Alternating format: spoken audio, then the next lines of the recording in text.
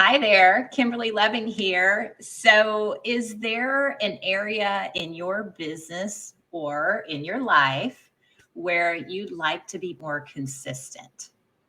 Or is there an area of your life that you've made changes to in order to be more consistent and get closer to your goals? However, you find yourself sliding back into old behavior and you don't know why you're doing that. So today I'm going to share three powerful consistency tips, and we're specifically going to be talking about what are you teaching your subconscious mind to do. So a little background first. Well, I guess first I'll do an introduction of me really quick. My name is Kimberly Lebbing. I'm a success and mindset coach, and I work with business owners, entrepreneurs, and professionals who are stuck or struggling in their business. And I have a unique process that fixes the problem in 4 hours or less. Okay, so let's get back to our topic with consistency. So your subconscious mind is it's like a 5-year-old living up here in your head. It needs repetition. It needs very clear orders. It takes everything literally. And because of this, there's reasons why we do behaviors that we do and reasons why we don't do behaviors that we do. And because of the 5-year-old concept living in your head, we teach our subconscious mind to do the behaviors that it's doing. And sometimes it can be corrected with some simple tips. Sometimes we need to go a little bit deeper.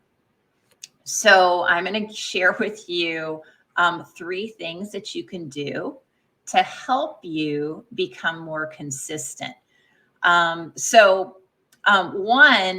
do an inventory of the behavior that you're doing now. So if you have an area of your life that maybe you would like to improve and be more consistent, be more success driven, whatever that is to get you to those higher goals, do an inventory of what areas you are not doing the behavior that you want. This can be really eye-opening, and just look and see like what's the purpose behind it. One thing that we need to remember is I don't know who did this quote, but how we do some, if you know, put it in the comments. I'd love to give whoever said it credit. How we do some things is how we do everything. So this subconscious mind, 5-year-old person living up in your head will take on whatever it is, what in different areas. So for instance, if you are a person that hits snooze in the morning consistently, so you do this every morning, you're like, oh, I don't want to get up yet, I'm going to hit snooze. You are teaching your subconscious mind to procrastinate. And this will show up because it doesn't know the difference. It'll show up in other areas. So when I say do an inventory, I mean really do an inventory. What areas are in your life are you putting things off? And what are the areas that would be like a simple fix? Something like hitting snooze would be an easy fix. You know, maybe because sometimes it's just little simple things that we can change that will show up in other areas, because we want to teach our subconscious mind to be consistent. We want to, whatever that is, whether, you know, maybe we adjust our alarms so we're not getting up as early as we were before, and make that adjustment so that you can be more consistent, because being more consistent in all these other areas is more important subconscious mind wise, so that you're teaching it the right things. So go back and do an inventory on your behavior, especially if this is showing up for you, so that you can get to a higher level of success. And so the second piece of this is, once you've identified the area that is maybe you haven't been as consistent in, Then ask yourself the question, what is the purpose of this problem? And really think about that question. What is the purpose of it? So am I choosing comfort over my goals? Am I so just really dig in and think about what's driving that behavior.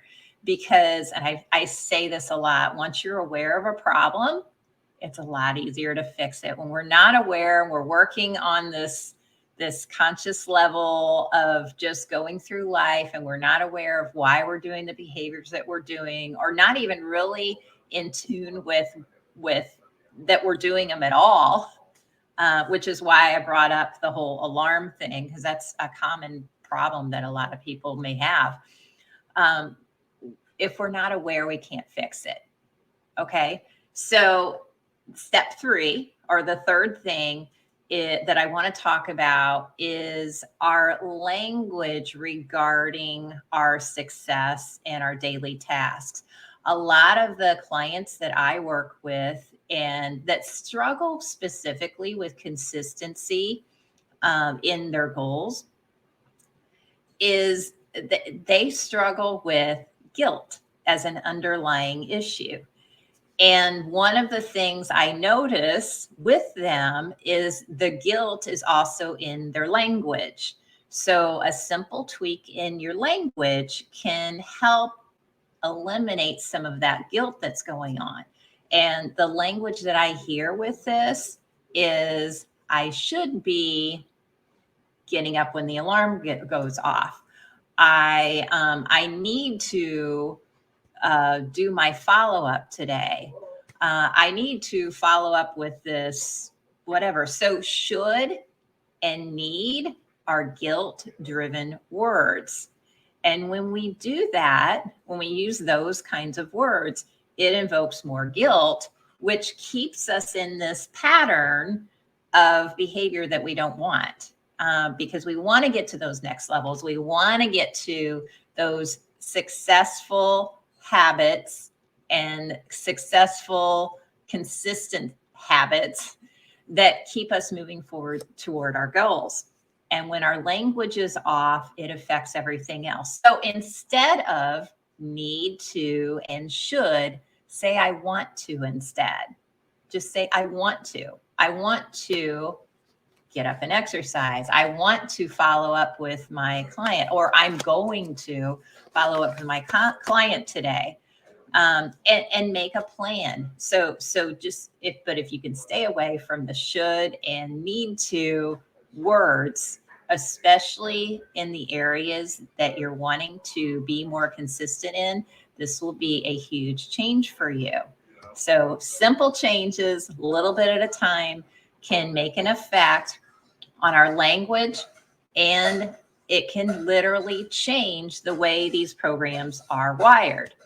So that was the 3 tips. However, I will say this, if there are still underlying issues and there's still things going on, sometimes it's even deeper. Sometimes it's things that have happened to us, things that we've been through, past relationships, past business decisions, and those are driving the behaviors that we do.